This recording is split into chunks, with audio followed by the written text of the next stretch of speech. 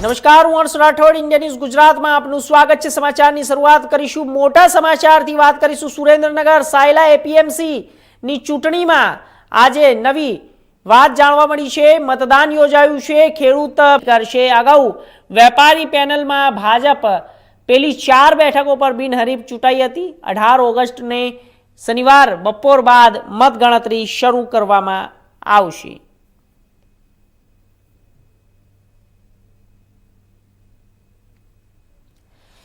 તો આપણે જણાવી દઈએ કે જ્યારે મતાધિકારનો ઉપયોગ કરી ઉમેદવારોનું ભાવિ નક્કી થશે।